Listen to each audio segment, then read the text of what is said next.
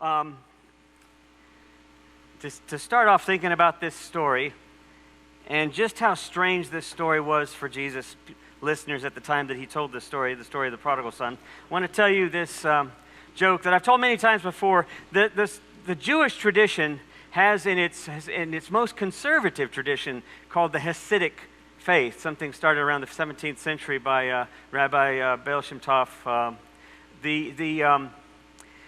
What's interesting about this very traditional, very orthodox kind of orientation is that there's a whole collection of stories that arose out of it that are quite self-deprecating and humorous stories about themselves. And so I love these stories because of the way in which they remind us to laugh at ourselves, but in the process of laughing at even some of the most difficult things, perhaps we open up the doors for understanding something else we're not seeing in our defensiveness or in our normal state of ego-ness where we go to hide or to defend or to protect. So here's a story from the Men of Kelm. In Kelm, it so happened that one day there was a thief.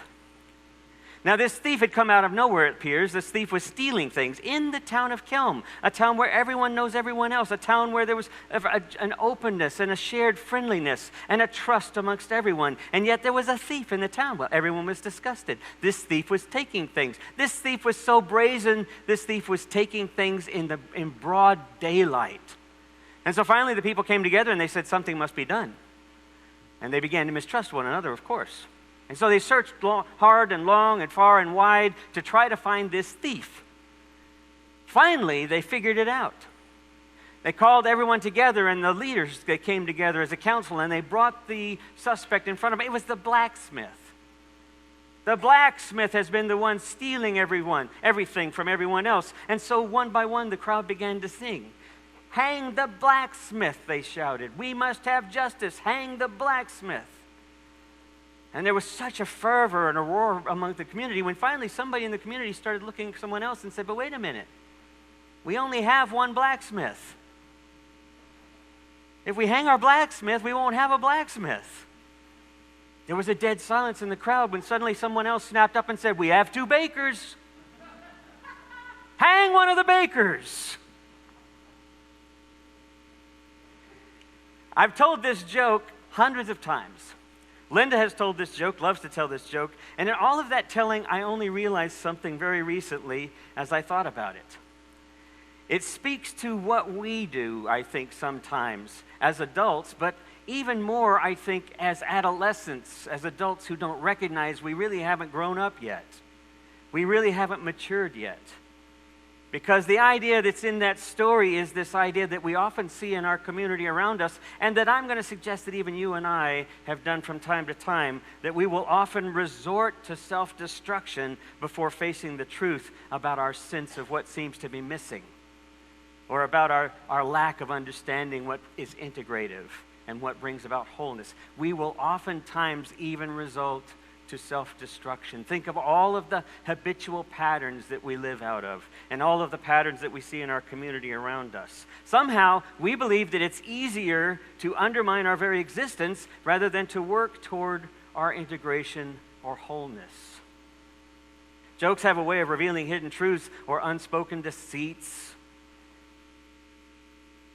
Parables, like jokes, like folk tales, like mythic tales, have a way of doing that because they speak to something very central and truthfully very simplistic, very simple, that is true for all of us as human beings.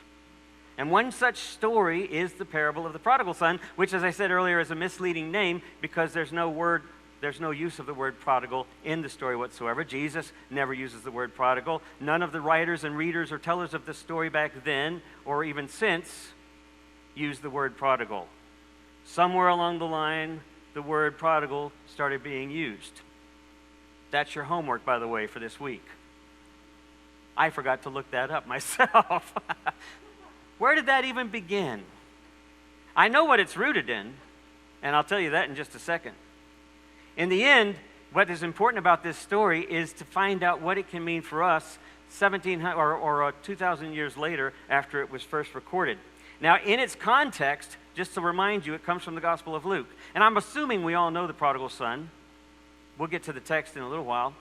But I'm assuming you understand that it's the story of the younger son who leaves his father and then asks for his inheritance and abandons the father and his older brother and goes off and lives his life and kind of falls by the wayside in ruin, realizes his mistake, comes back, apologizes, begins to apologize. The father's already running out to meet him. It's all happy. They throw a festival, a celebration. They kill the fatted calf, and the older brother is wondering why he never got a party. Right? That's the gist of what we might remember as the story. It's in the context of two other stories called lost and found stories, two other parables. The lost sheep, one sheep is lost. The shepherd leaves the 99 to go find the one. So there's 1 in 100. Then the second story is the lost coin. 1 out of 10, one coin is missing. The widow goes and leaves everything to find the one coin. Everything matters. It's just finding that one coin and celebrates having found that one coin, 1 in 10. And now we have 1 in 2. Now we have a lost son. But this is where Amy Jill Levine says that we missed the story altogether, because it's really not about the sons or the father, but something much bigger. And I'm going to be reading, using a couple of stories or a couple of resources to help with this. So I'm going to mention them right now so I don't forget to mention them, because I invite you to go check these out. Now, I know that you're not likely to go do this, but I know a few of you will go and pursue this because you're very intellectual, academic types. Nothing you'd rather do than go bury yourself in an academic book all week long. So I'm going to invite you to go do that. Or get the audiobook and listen. These are not all that academic. But this one, Saving God from Religion by Robin Myers, is a fascinating, fun book. It's actually very readable, and I think it's where a lot of us are. I'm going to be relying on this to some degree, Saving God from Religion. The other one that I think will be a book for us to savor and think about for the rest of our lives as we move through the climate crisis that we're in is called The More Beautiful World That Our Hearts Know Is Possible. The More Beautiful World Our Hearts Know Is Possible. I'm going to look at these two over the next few weeks. Also, Amy Jill Levine has a wonderful book called Short Stories Jesus Told. And it's more academic. So if you're going to read that one, you're going to find yourself during the day with a big cup of coffee and take notes. Short Stories Jesus Told. But I'll be thinking through that one and using some of that as well. And in this series, by the way, Linda McDermott's going to be joining me. Reverend Linda will join me on a couple of these Sundays, and we'll have some dialogue. A lot of you have mentioned how much you enjoyed are having conversations and what she brings to the table, different from what I bring to the table. So she's going to come and we're going to have some conversations around this particular story as well. If Jesus told two enigmatic stories that truly summarize what he was about, they were the Good Samaritan, which is a story we're not sure that Jesus actually told, as clearly we think he did, but then scholars pretty much agree across the board. The Prodigal Son and the other two lost and found stories are in fact stories that he probably did tell that eventually got written down and passed along. So it's interesting that these stories provide some of the central ideas for what Jesus is all about. And the problem for us is that we know the stories too well. So for example, throw up a couple of these images here. Throughout history, you can look this up. If you go look up how many books have been written about the Prodigal Son, I stopped it at 60. I stopped the count at 60. It just kept going.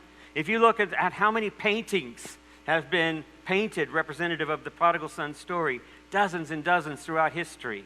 This one is one of the most famous. This is Rembrandt's painting of the Prodigal Son. And of course, what's interesting is always how they're interpreted for the time, right? Sometimes they'll try to create a scenario that represents that time, first century Middle Eastern culture. But in most cases, it's depicting the current situation, the current cultural setting. So this is Rembrandt's portrayal of the prodigal son and the elder son off to the side.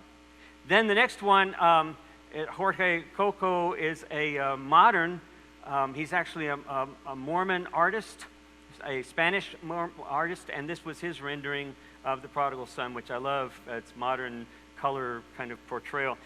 If you go online, you'll find hundreds. Next week, I'll show you some others that are even more interesting. And then I'll show you some others as we get into the third week that are far more abstract, but I think speak more generally to what's at the core of these stories. The problem for us is that Augustine, back in the 4th century, 3rd, 4th century, St. Augustine of I believe of Hippo, was one of the early bishops of the Catholic Church, of the Christian Church. He became one of the formative sort of leading thinkers of the early Christianity. There were multiple thinkers, right? Just like today, multiple ways of looking at this same idea of spirituality, God at the heart of things. What does it mean to be Christian? Multiple perspectives. Some went out because of simply power struggles. Augustine's orientation of original sin became a dominant interpretation of our relationship to the divine. I think it's wrong. I'm not alone in that. But this idea of original sin, that from Adam and Eve was sin, and they broke the covenant, and then from that point on, everyone else has sinned since then. To be human is to live in sin, and only through the sacrifice of Jesus do we then find our way to God. It's an old narrative that began with Bishop Augustine. It didn't begin with Jesus, and it's not in this story. What Jesus is doing in this story is reminding his hearers, the Pharisees, that's what these 3 parables of lost and found are all about, reminding them why he would even take the time to eat with people that everybody else has excluded. People who are lame, who are crippled, who are injured, who are disabled, people who are imperfect in all sorts of other ways, people who are sinners because of their nationality, their ethnic background, women who are thought of basically as property from a very dominant patriarchal orientation of religion, and sinners like tax collectors who he happened to be having dinner with at the very beginning of this whole series. And the Pharisees were going like, why are you doing this kind of stuff? And so he tells the 3 stories. It is not about you and I and our individual sin, and only when we recognize what miserable people we are and we confess that to God and then pray that Jesus would please save our miserable selves so that we can have our ticket to heaven, it's nothing about that. But then what is it about? So I want to tell you a couple of things, first of all. A couple of things I want to get on the table. The first one is that we understand and think in terms of myth, all right? I've talked about this before. The mythic language of the Bible, like the mythic language of most of culture then, was an understanding that everything was sort of imbued with divine providence or divine participation. So rocks would cry out with God. Burning bushes would be signs of God. We've lost that now because we're more oriented towards what's called logos, which is the Greek word for reason or logic. You already see it in the Gospel of John as a more Gnostic influence begins to take over, and you have some of that idea of the logos. This idea that word that becomes written or word that is spoken and the ability to reason becomes predominant. Well, with science, that has pretty much taken over, and our Western material world sees everything as either or, as materialistic and as spiritual, as separate. Because that's the only way that makes sense to us, because we see the material as cause and effect, as what's proven, as what's right in front of us. Like that table, hard as a rock, if I hit it, it's not moving anywhere. What we don't realize, that quantum physics is already telling us, is that in fact it's moving all over the place. That the atoms and the energy between the atoms and the space between that energy, which we have no idea what that is rapidly moving and disappearing and reappearing in all sorts of crazy ways. But because we think what we see has to be what is there, that we have this material orientation, then we are left to think in terms of what is spiritual as removed from us. And therefore, the only way to get there is through something like a sacrifice. We continue to see things as separate, as binary, and we read this story in the same way, and I think it's a mistake. So, the other thing that I want you to get, besides learning that there's a mythic way of understanding reality that I think is the truer way, as my uncle would say, don't ever let the facts get in the way of truth. Fiction oftentimes tells more truth than fact, and I realize that that's an awkward thing to say these days, because now we have truth being made up right and left. Well, I shouldn't say that. We have facts being made up right and left. We don't have truth being made up. Truth doesn't change. It becomes something that we have to participate in that's revealed to us. So that's the first thing, learning to see in mythic language. The second thing is the word prodigal, which we'll come back to and think about. But this word prodigal, what do we think of it? When I say prodigal, what do you think of? Hmm? Lavish. Okay. What else? Wasteful. What? Not following the rules. Okay. We think of what the guy does as meaning prodigal. He breaks the rules. He spends lavishly. He wastes what he's inherited from his father, right? We think of prodigal as meaning wasteful. But in fact, prodigal means, it actually comes from the root word which means abundance. It means overflowing. It means a profusion of. So that you have the words prodigious, or you have the word prodigy. Prodigal, in fact, doesn't mean what we think it means in this story. It means a profound profusion of something in the midst of where they are, and everybody is missing it. Did you hear that? Prodigal means there's something at the very heart, in the midst of all of them, right there where they are, just as right here where we are, just as right where we are in the rest of the world. There's a profusion of something, an abundance of something. Let's call it a wastefulness of something, and everybody's missing it. That's what I think this story is about.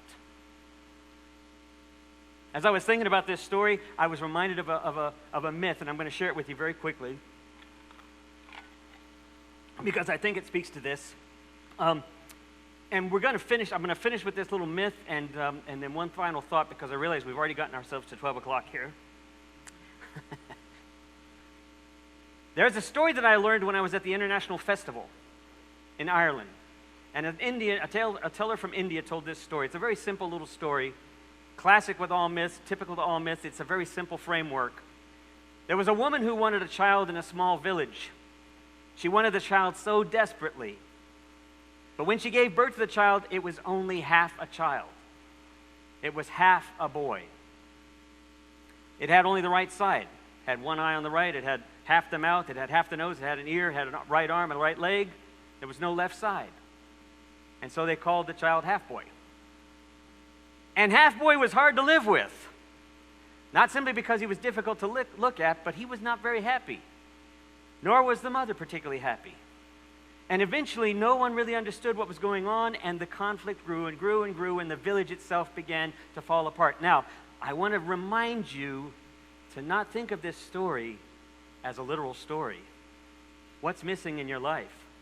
What part of you is still halfway not really discovered? What part of you and what part of our culture is really still broken and missing? What half is still unseen?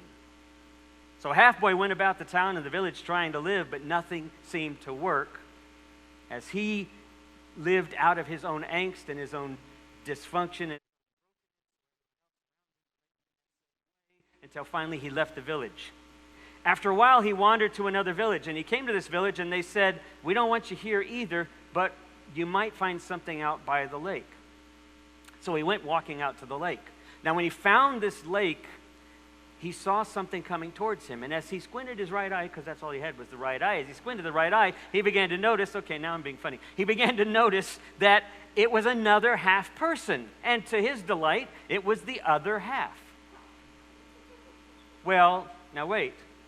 He thought it was the other half. It was a left arm, a left eye, a left mouth, left nostril, left leg, left, there was a left side. When they found each other, you would think this would be just perfect. They'd just meet up and they go walk off. They got into an argument.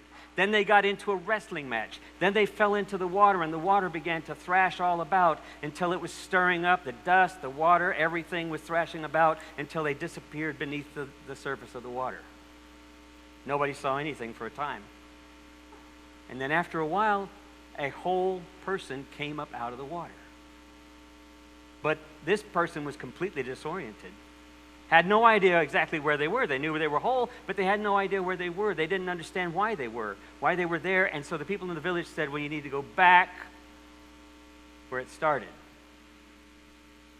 And when he went back, what he found was an elderly man at the village. And this elderly man had 1 foot in the village and 1 foot outside the village, sort of straddling what was kind of the line there. There was no real obvious line, and yet we know there were lines, right? We feel the boundaries. We know where they are. There's nothing really there.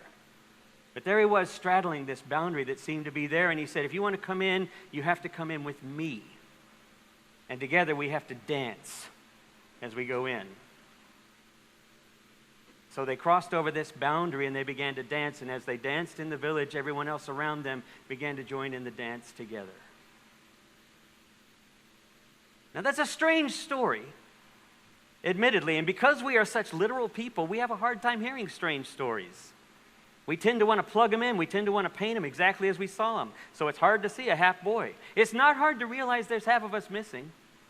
It's not hard to realize that something seems broken in our culture or in our world. It's not hard to realize that sometimes we don't feel as if we're all together here. But if we think about the story, what the water might represent, where do we find ourselves sometimes in the darkest places and the biggest struggles? Whether it's addiction to fear, whether it's addiction to our defensiveness, whether it's addiction to our ego, whether it's addiction to drugs because we no longer are even aware of our ego, we're now just trying to numb the pain. If it's an addiction to our side or our point of view, and we can't get out beyond ideas. The water represents something where we find ourselves, and how do we come out of that? So what we're going to talk about in the next couple of weeks is exactly what this idea is that the prodigal son speaks to, that is more than simply repenting of our sin so that God will forgive us and we can find our ticket to heaven. But what if, in fact, as I've read in a Harper's Magazine article this week, where the author said, most of us think there's two forces in the world, good and evil, and he argued there's a third that's called stupidity, and I'm arguing that they're all wrong. Do you get that? Do you get that yet? They're all wrong. As long as we think there's good and evil in the world and stupidity, we're still playing with that boundary. We're still thinking there's a line there. We're still thinking in terms of half boy, and they're the wrong half and we're the right half. But what the prodigal son realizes, what that story reminds us, is that when he comes back, it has nothing to do with the prodigal son or the father. It's the elder son who's forgotten that it never was good and evil. It never was simply stupidity. There's only two ways to see the world. Either we are all interconnected and we are grounded in the being and love of God, or we're not. That's what Jesus' story is trying to tell us. A father had two sons. One said, "Give me all that I'm owed. Give me my inheritance." And he left and squandered it. And when he found himself at the bottom of the barrel in a pig pen, feeding the pigs, he thought to himself, I could go home and it would be better off for me there because at least I could be a servant. And when he returns, his father is running out to him. Before the son can even finish his confession, he says, "I'm so glad you are back." And he tells his servants, "Find the calf, kill the fatted calf. We're throwing a feast because now my son who was lost is found." And the elder son looks on and says, "That's not right. I've been here all the time. I've always been doing good stuff. I've always been doing what you expect. I've always been living the way I'm supposed to. Where's my party?" And the father says, "You've been a part of my inheritance, my life, this kingdom, all along. But this was broken and lost, and now it's found." Mary Oliver's quote here is our final little image I want to throw up. Band, y'all can come on up here. What Mary Oliver's poem reminds me of, Mary Oliver, who I consider sort of the saint of the agnostic atheism, realizes that there is no line, that in fact we are all interconnected. It's only a matter of paying attention and speaking to that connection every chance we get. And she says it's a serious thing just to be alive on this fresh morning in this broken world. I wonder if we can begin to start seeing those moments where we encounter the brokenness by first remembering our connectedness. And rather than seeing good and evil in the world and stupidity, which we're tempted to do, why don't we begin to see, how can I tell the story that you belong to me better and that I belong to you? Amen.